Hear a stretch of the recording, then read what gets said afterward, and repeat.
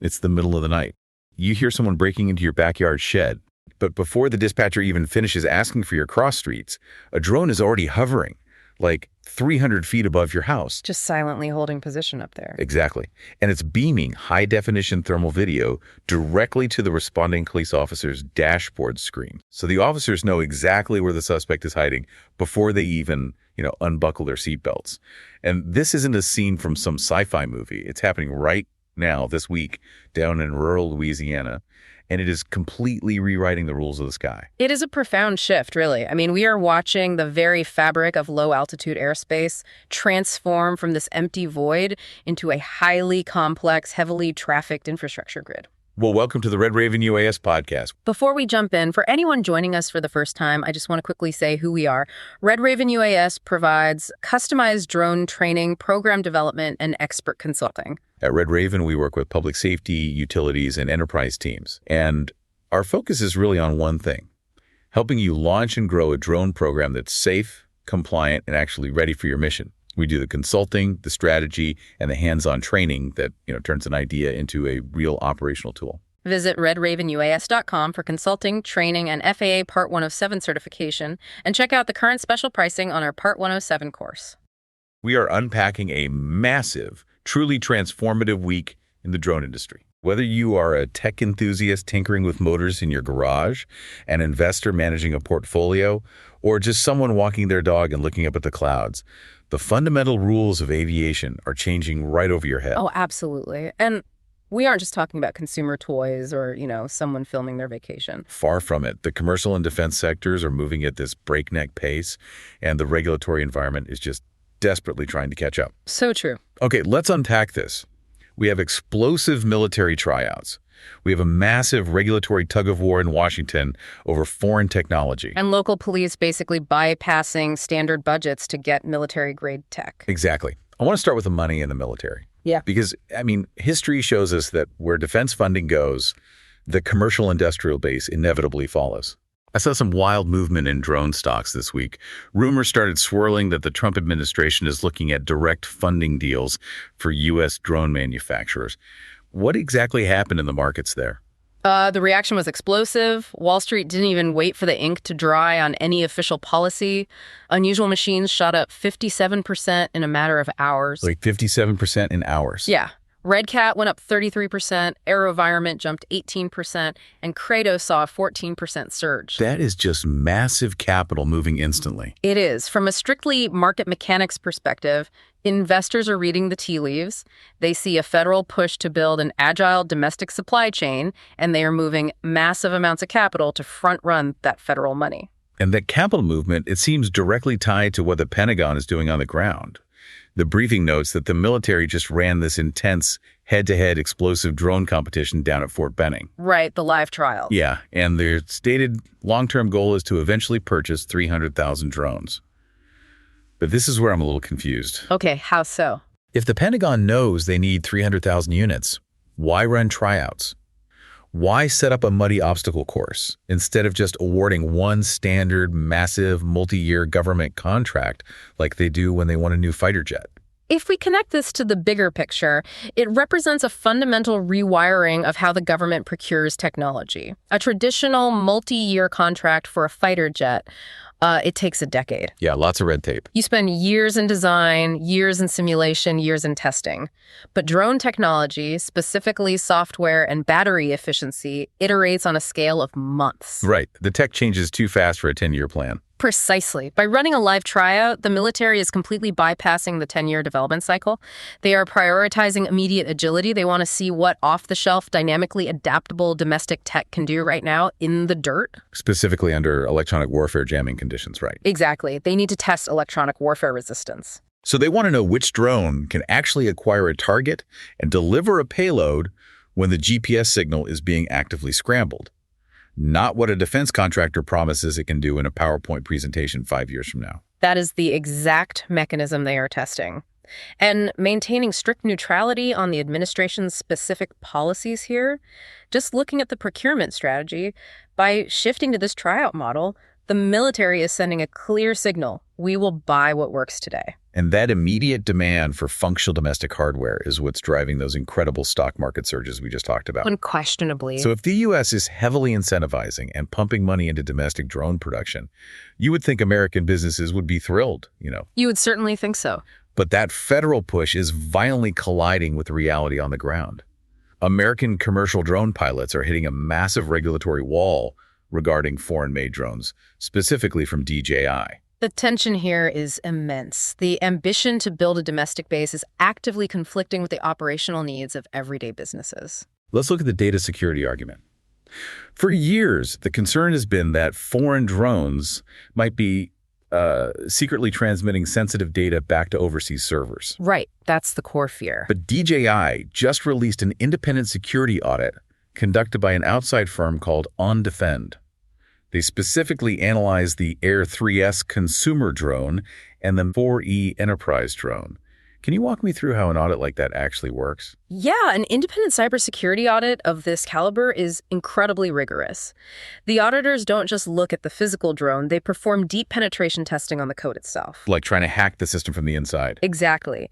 They use packet sniffers to monitor every single byte of data the drone transmits while in flight and when connected to Wi-Fi, actively looking for any unauthorized phoning home to foreign servers, any backdoor vulnerabilities in the mobile app, and weaknesses in how the drone encrypts video files. And what was the result of all that packet sniffing and code breaking? Zero critical, high, or medium risk findings regarding data security. The audit verified that when the user selects local data mode, which basically severs the drone's internet connection, no data is transmitted externally. Period. That seems like a massive blow to the core argument against them. It definitely complicates the narrative. Meanwhile, the FCC just got flooded with over 3,000 public comments on their proceeding regarding DJI. And these comments aren't from, corporate lobbyists. No, they're from end users. Right. We are talking about utility inspectors, checking power lines, public safety officials looking for missing persons, real estate photographers, everyday professionals. And their message was very clear. Incredibly blunt. They argued that comparable U.S.-made alternatives either simply do not exist yet, or they cost 2 to 4 times as much for a system with shorter battery life and inferior cameras. Are these regulatory bans actually hurting American small businesses more than they help national security? What's fascinating here is how the burden of proof has entirely shifted. For a long time, the regulatory momentum relied on the theoretical potential of data security risks. The what-ifs, basically. Exactly. But when you have independent technical audits finding no critical risks, the burden shifts back to the critics. You can no longer rely on broad assumptions. You have to point to specific lines of code or specific data packets to justify sweeping regulatory actions. Because right now, the regulations are incredibly broad. Let's talk about the FCC's lists. How does this regulatory wall actually function? The FCC maintains 2 distinct frameworks that are crucial to understand. First, there is the covered list. This is the broad list of communications equipment explicitly deemed a national security risk. Getting off that list is incredibly difficult. Basically a blacklist. Right. But then they have a conditional approval list. This is a very narrow, highly scrutinized lane for systems that have cleared stringent supply chain reviews. We just saw 3 companies added to this conditional list. Which one? Blueflite out of Michigan, Verity AG, which is a Swiss company doing autonomous indoor inventory, and Air VEV, an Israeli developer. So to get conditional approval, they have to prove the provenance of every single microchip and wire in their supply chain. Down to the smallest component, it's a grueling audit of manufacturing transparency. So there is a path through the regulatory wall, but it is bottlenecked and painfully slow. And that bottleneck is crushing companies that have nothing to do with enterprise utility inspections. It's bleeding into the consumer space. Absolutely. Look at the Hover Air. It's this new, highly anticipated waterproof self-flying camera drone. It's meant for people filming themselves kayaking or surfing. It just launched in more than 50 countries around the world. But you cannot buy it in America right now. Right. And it's not because it was deemed a security threat. Why exactly are Americans locked out of buying this? Because the bureaucratic authorization pathways literally shifted beneath them. The FCC recently changed its internal interpretation of the equipment authorization rules for devices utilizing specific radio frequencies. So they just changed the rules mid-game. Basically, yeah. It created a massive administrative backlog. Hover Air, which was halfway through the old certification process, suddenly found themselves frozen out. It highlights how these broad regulatory frameworks, intended to secure national infrastructure, end up acting like a blunt instrument. One that just crushes consumer innovation and locks everyday buyers out of global tech. Exactly. So if consumer drone companies are bleeding money trying to navigate this unpredictable FCC red tape, where is the smart money actually going? Well, it turns out investors are fleeing to the one place that actually thrives on heavy regulation. Which brings us to a company called Matternet. This represents a massive pivot in how Wall Street views the longevity of drone technology. Matternet just announced a $33 million private placement as part of a reverse merger to go public. But the dollar amount isn't the headline here. No, the regulatory status is the headline. Right. Crucially, Matternet is the only drone delivery platform holding an FAA-type certificate. And their business model isn't about dropping cold French fries in your backyard so someone can post a viral video. No burrito deliveries here. They rely entirely on heavily regulated medical logistics. We're talking about flying blood samples between hospitals, delivering life-saving prescriptions, moving time-sensitive biological cargo. Here's where it gets really interesting for me. I look at Matternet, and it feels like they are building freight trains instead of sports cars. That is an excellent analogy. That's a helpful starting point. But to really grasp what they've accomplished, let's look at the underlying mechanics. Getting an FAA-type certificate for a drone is like taking a golf cart and proving to the federal government that it is fail-safe enough to drive in the fast lane of the Autobahn. A type certificate is the exact same rigorous airworthiness approval used for crewed aviation. Think about a Boeing 737. So they aren't just filing a waiver that says, we promise to be careful. Not even close. Under Part 21 certification, they have to prove the mean time between failures for every single motor. They have to prove software assurance levels. What happens if the GPS fails? Exactly. What happens if a battery cell overheats? What happens if a bird strikes a rotor? They had to rigorously test and prove multiple overlapping redundancies until the FAA agreed their uncrewed aircraft is fundamentally as reliable as a commercial jet carrying passengers. That sounds exhaustingly expensive and slow. It is both of those things, but that is exactly why they just secured $33 million. Because they are the only ones holding that certificate for a delivery platform, they have built a massive, virtually impenetrable moat around their business. Because nobody else wants to go through that grueling process. Right. Medical logistics are highly regulated, predictable, and incredibly sticky.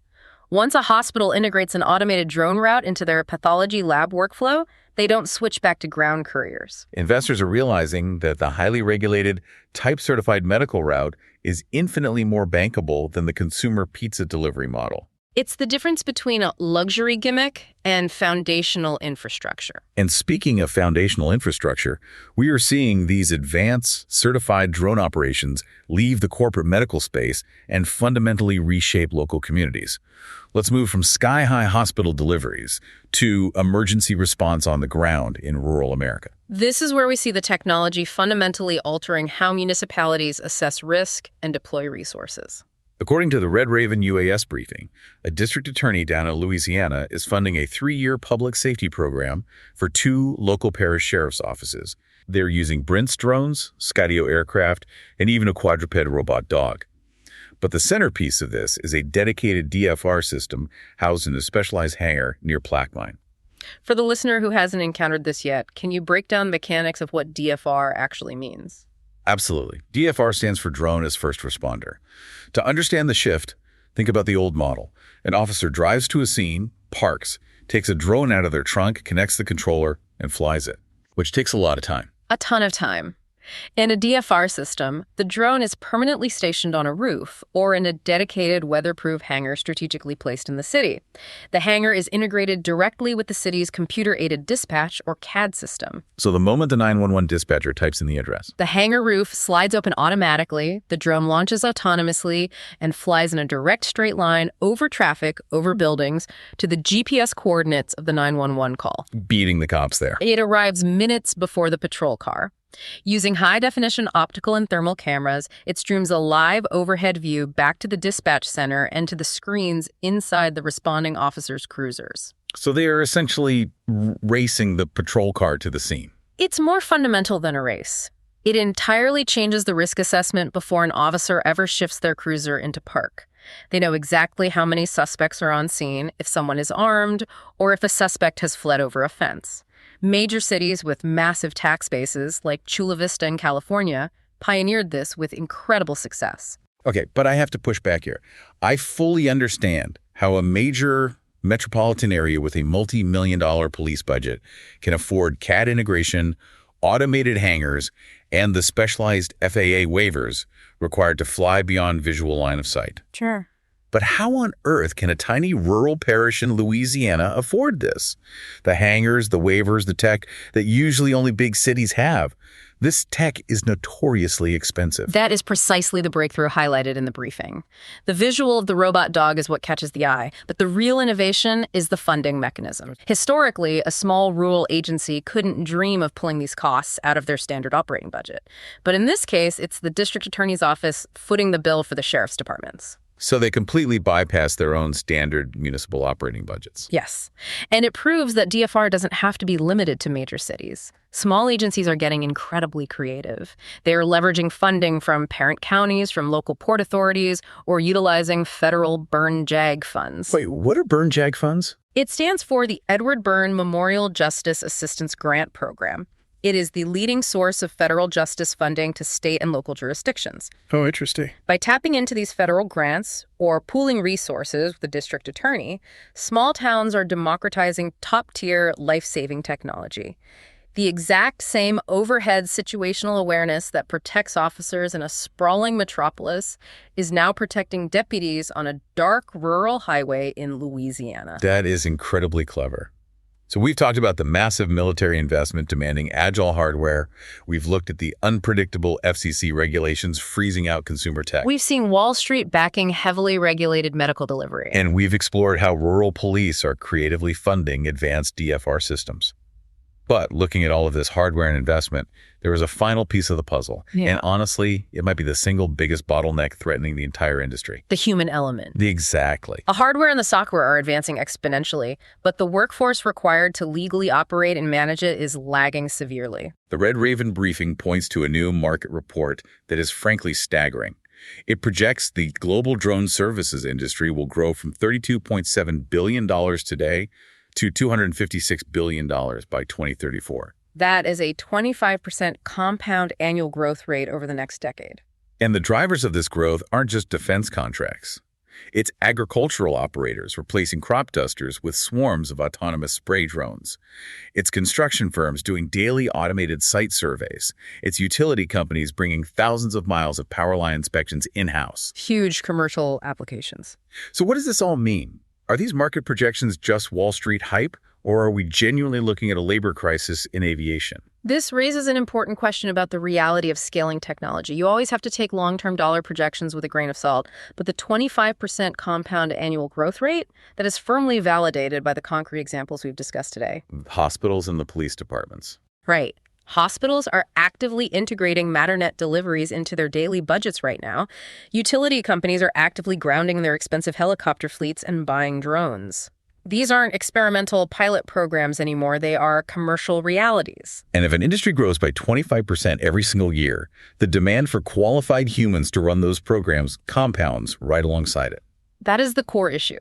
The bottleneck isn't acquiring the hardware anymore. Anyone with capital can buy a fleet of advanced enterprise drones. The bottleneck is the severe lack of FAA-certified Part 107 pilots, aviation program managers, and geospatial data analysts. Companies are buying the tech and then realizing they don't have the internal talent to legally put it in the sky, let alone process the terabytes of data it collects. Did you clarify what Part 107 actually requires? Because I think a lot of people assume it's just, a quick online quiz about not flying near airports. Oh, it's far more rigorous than that. Part 107 is the FAA's official commercial drone pilot license. To pass, you have to learn how to read complex aviation sectional charts. Yeah, you have to understand micrometeorology and METAR weather reports. You need to know the radio communication protocols for navigating Class B airspace around major airports, understand aircraft loading limits, and know the emergency procedures for loss of control links. It's essentially the ground school of traditional aviation, just compressed for uncrewed systems. Yes. And because of that rigor, the labor supply has simply not caught up with the commercial demand. Which means this $256 billion industry is desperately searching for certified talent. The briefing notes from Red Raven UAS point out that they are actively trying to solve this labor gap. They are. They offer an online Part 107 course specifically designed to get new pilots FAA certified, navigating all those complex sectional charts and weather reports, and they even back it with a pass guarantee. If you're listening to this and wondering how to interact with this massive shift, understanding that certification process is the foundational requirement to get in the door. It is the literal operating license required to turn this technological explosion into a viable career. Without certified operators, the hardware stays grounded. Let's pull all of this together. We are watching tectonic shifts across the entire spectrum of aviation. Federal military dollars are moving the markets, demanding agile, off-the-shelf domestic manufacturing rather than decade-long development cycles. We're seeing the real-world friction of the FCC's regulatory wall, forcing small businesses to scramble, even as independent audits prove the security of foreign hardware. Right. Serious Wall Street capital is intentionally seeking out the grueling FAA-type certificate process, backing heavily regulated medical delivery over consumer stunts. And local rural police departments are securing state-of-the-art DFR technology by creatively tapping into federal grants and district attorney budgets. The industry is maturing rapidly. The regulatory environment is messy and unpredictable, but that friction is exactly what forces an industry to solidify its infrastructure. Absolutely. But as we look at how all these puzzle pieces fit together, the medical deliveries, the autonomous police drones, the agricultural swarms, it forces us to confront a reality that most people haven't even considered yet. Right. Because right now, the sky above our heads, just a few hundred feet up, is mostly empty. But not for long. We've talked about the complex challenge of managing the traffic when all these automated drones share the same low-altitude airspace over our towns. But that leads to an even more fundamental, provocative question. It's not just about who controls the traffic, it's about who actually owns that invisible real estate. What do you mean? Like property rights in the sky? Exactly. Think about it. If a Matternet medical drone flies a fixed route 50 feet directly over your backyard every single hour of the day, or a police DFR drone hovers over your property line to look at a neighbor's yard who actually owns that airspace. For a century, aviation law has focused on high-altitude transit. But as drones leave the military base and the commercial runway to enter our immediate neighborhoods, the next massive legal and cultural battle won't just be about battery life or radio frequencies. It will be about trespassing in the invisible sky right above our lawns. We are literally laying down the tracks for a brand new sort of infrastructure, and we haven't even decided who owns the land it's built on. It's going to be a fascinating battle. It is an absolutely fascinating time to look up. Well, we want to thank you so much for joining us today. We know your time is valuable, and we appreciate you spending it with us. Make sure you follow us so you don't miss a new episode every week, and we will catch you on the next one. Visit redravenuas.com for consulting, training, and FAA Part 107 certification, and check out the current special pricing on our Part 107 course.